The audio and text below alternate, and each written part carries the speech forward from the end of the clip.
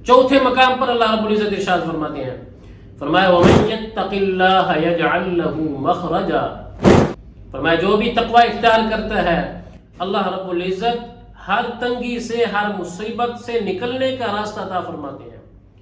ہر وہ مصیبت جس کو ہم مصیبت سمجھتے ہیں، فرمایا ہر مصیبت سے نکلنے کا اللہ راستہ عطا فرماتے ہیں۔ فرمایا وَيَرْزُقُهُ مِنْ حَيْثُ لَا يَحْتَسِبُ، اور فرمایا ایسی جگہ سے رزق اللہ عطا فرماتے ہیں جہاں سے اس کو وہم گمان تک نہیں ہوتا۔ ملازمت سے رزق کا آنا گمان ہے، تجارت سے رزق کا آنا گمان ہے، بیرون ملک ملازمت کرنے سے رزق کا آنا گمان ہے، زراعت سے، کاشتکاری سے رزق کا آنا گمان ہے۔ اللہ رب العزت ارشاد فرماتے ہیں ایسی جگہ سے رزق عطا فرماتے ہیں جہاں سے اس کو وہم گمان تک نہیں ہوتا۔ يَرْزُقُهُ مِنْ حَيْثُ لَا يَحْتَسِبُ، سب انعامات کس کے لیے ہیں؟ فرمایا یہ تقوی والوں کے لیے ہیں۔ تقوی والوں کے لیے زمین و آسمان کے برکتوں کے دروازے کھل رہے ہیں، اللہ کی ذات محبت فرما رہی ہے، اور ہر مصیبت سے نکلنے کا اللہ راستہ عطا فرما رہے ہیں، اور ایسی جگہ سے رزق عطا فرماتے ہیں جہاں سے اس کو وہم گمان تک نہیں ہے۔ یہ تقوی والوں کے لیے۔ اچھا، یہ تقوی اتنی قیمتی چیز ہے، یہ حاصل کیسے ہوگا؟ تو اللہ کا قرآن کہتا ہے یا ایھا الذین آمنوا کتب علیکم الصیام کما کتب علی الذین من قبلکم لعلکم تتقون، ایمان والو تم پر روزے فرض کر دیے گئے ہیں تاکہ تم متقی بن جاؤ۔ روزے سے تقوی حاصل ہوگا۔ تقوی کہتے ہیں اللہ کے ڈر سے اللہ کی نافرمانیوں کو چھوڑ دینا۔ گناہ کا موقع آ گیا، نافرمانی کا موقع آ گیا تو اللہ کے ڈر سے گناہ کو چھوڑ دینا، اپنے اندر اتنی استطاعت کا پیدا ہو جانا، اتنا ملکہ پیدا کرنا کہ جب کوئی نافرمانی کا موقع آئے نافرمانی کو اللہ کے ڈر سے چھوڑ دینا، اسی کو تقوی کہتے ہیں۔ تو یہ تقوی کس سے حاصل ہوگا؟ فرمایا روزے سے تقوی حاصل ہوگا۔ روزے کو تشبیہ دی گئی ہے حضرت یوسف علیہ السلام کے ساتھ۔ یوسف علیہ السلام کا واقعہ آپ کے سامنے ہے، تنہائی ہے، شباب ہے، جوانی ہے، تنہائی ہے، اور زلیخا حضرت کو بلا رہی ہے، کوئی نہیں دیکھ رہا۔ ملکہ کہتی ہے، حسن و جمال کی ملکہ کہتی ہے حی تلک، آ جاؤ میرے پاس۔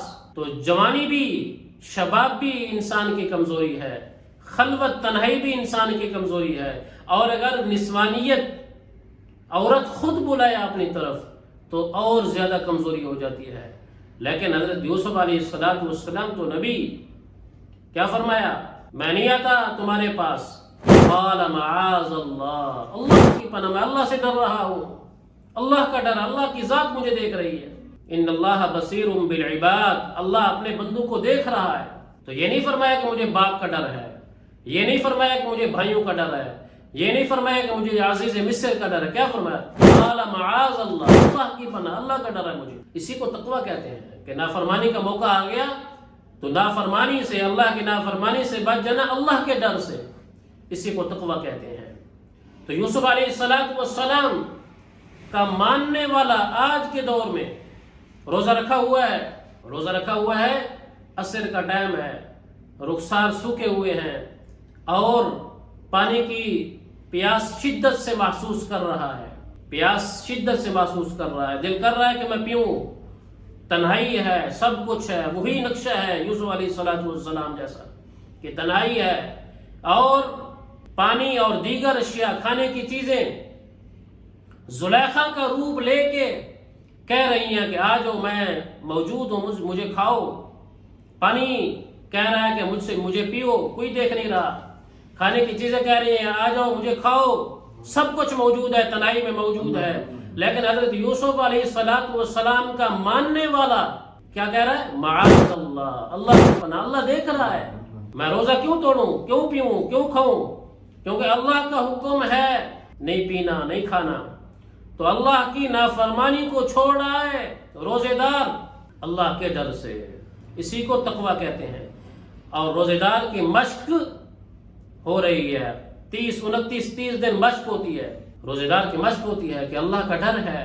اور عزیز ناظرین، اللہ کرے کہ یہ بند کمرے میں جو تقوی ہے یہ ہماری بہر والی زندگی میں آ جائے۔ تاجر تجارت میں اگر تقوی حاصل کر لے تو دیانت کے ساتھ، امانت کے ساتھ وہ تجارت کرے گا، اور اگر کاشتکار کاشتکاری میں تقوی حاصل کر لے تو دیانت کے ساتھ کام کرے گا، ملازم ملازمت میں اگر تقوی اختیار کر لے تو دیانت کے ساتھ کام کرے گا۔ تو یہ تقوی اس کی مشق کرائی جا رہی ہے 29 دن رمضان کے اندر، اس لیے فرمایا روزہ لعلکم تتقون، روزہ تم رکھو جو تم پر فرض ہے تاکہ تمہارے اندر تقوی حاصل ہو جائے۔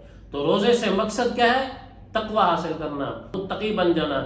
جب بندے کے اندر تقوی آ جاتا ہے پھر اللہ محبت بھی فرماتے ہیں، اللہ کی طرف سے زمین و آسمان کے برکتوں کے دروازے بھی کھل جاتے ہیں، اور ہر مصیبت سے نکلنے کا اللہ رب العزت راستہ بھی عطا فرماتے ہیں۔